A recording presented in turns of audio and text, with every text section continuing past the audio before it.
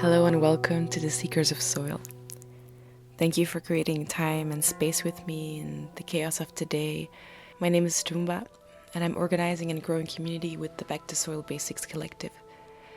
You're listening to the first installment of the Soil Sessions, where we are planting seeds by sharing stories, perspectives, and trying to center Indigenous wisdom and reconnecting with the shared soil that we all have, our Earth. In this session, we will discuss the culture of food waste and how the current food system that we live in has shaped our relationship to food.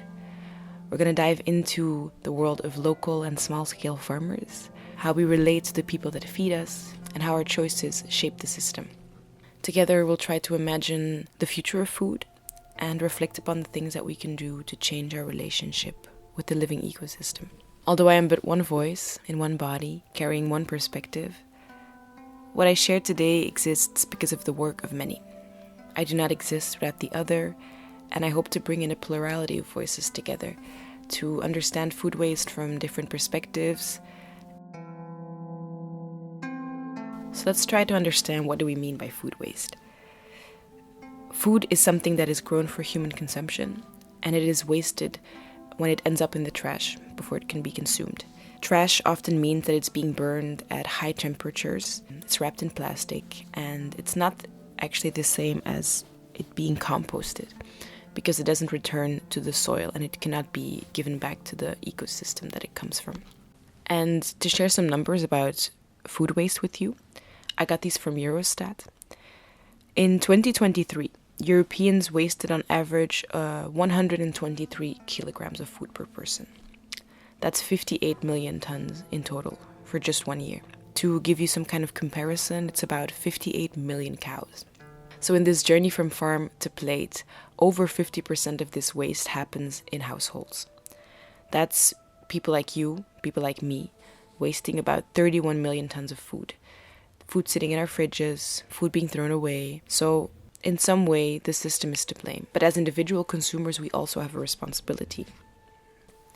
When I learned about these numbers, I was shocked, to be honest. I have a tendency to blame the system, but as I realize more and more that I am also part of the system, this kind of gave a shift in my perspective, and I saw my role as a consumer, especially one that lives in Europe, as having a really big impact on the rest of the world. So this kind of sense of responsibility started to grow. Because think about it, most of the food waste happens inside of our homes. We shape the economy with our choices, and what we want gets produced. So what would happen if we collectively decided to no longer buy certain products? I'm thinking of the BDS movement, where companies complicit in genocide like McDonald's, Starbucks, Carrefour, many others were boycotted, and it had an impact. So we know that money is power, and every purchase shapes the world around us. And I've asked myself this question, like, how does food waste even come to happen? And if you look at the roots of this problem, it's a societal one.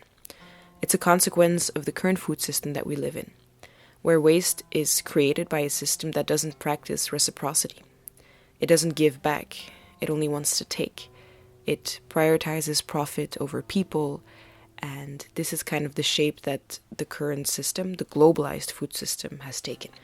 And I learned more about the impacts of this globalized food system through the book, Who Really Feeds the World?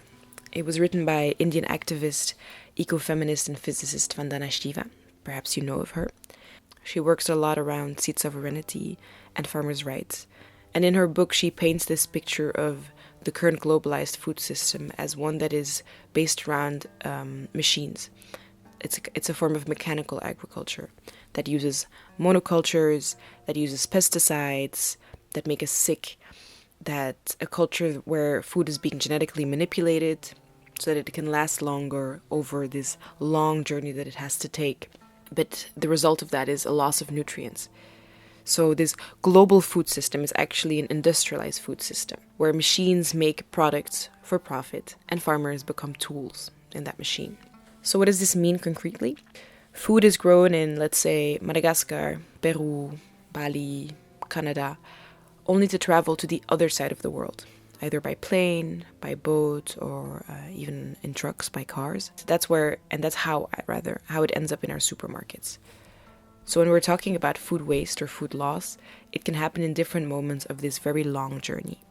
It can happen in the beginning, in the fields where they're grown, or later when food gets transported or when it's stored, and mostly it happens at the end of the chain with the customer. So just to summarize that, a significant part of the food that we put so much time, effort, and resources into growing simply goes to waste. And this is actually something that's only been happening for the last maybe 50 years or so. There's been a really fast transformation of the way that we eat and the way that we grow. It has made us sick. It has made us separated from nature and from each other. And what I think is even more dangerous is that it has made us ignorant, unaware of how the food that we eat gets produced, and it has made us passive in a way. So then what is the solution? How to resist this dominant model? Vandana Shiva talks about moving towards a different strategy, a model that is more agroecological, which is not new, by the way. It is how our ancestors all over the world have kept themselves alive for generations. It's a way of working with nature instead of fighting against it, where we're going to cooperate instead of compete, and where reciprocity and being part of this web of life, being part of this ecosystem is central, and not the needs of the human and our desires are central.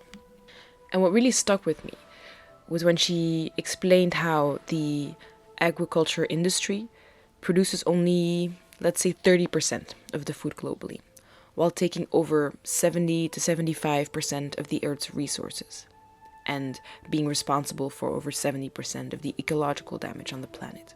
The remaining 70% of the food that feeds us is provided by local farmers, by small-scale farmers, farmers who are women, who are indigenous to the land that they work on, who are families working on small plots of land. This has been the case in a lot of places, because even 50 years ago, food was grown on a farm near where you lived, or you would even grow it yourself. And over time, this distance between the farm and your plate has grown larger and larger and larger. It used to be a couple of kilometers, and now it's spanning multiple continents, thousands of kilometers. So the biggest myth that they made us swallow is this belief, this idea that it is an industry that is driven by profit that feeds us, that it is machines and monocultures that sustain us. But that's only a very small part. The biggest part are local, organic, indigenous farmers who are women. So that makes this issue an ecofeminist issue, a decolonial issue, and not just a climate issue. And I wanted to share this quote by Vandana Shiva that really stood out to me. She says that what we are talking about here is not a food system. It is anti-food. Food comes into conflict with itself as it is violently pulled out of the food web and local economies, to then be traded for profit or thrown away as waste. The result is ecological catastrophe, poverty, and hunger. The future of food depends on remembering that the web of life is a food web. This book is dedicated to this remembering. What I wanted to share with you as well is this, a personal story rather, of how my relation to food and food waste has changed. For a long time, I didn't really question where my food came from. My parents got it from the supermarket, or maybe like the market.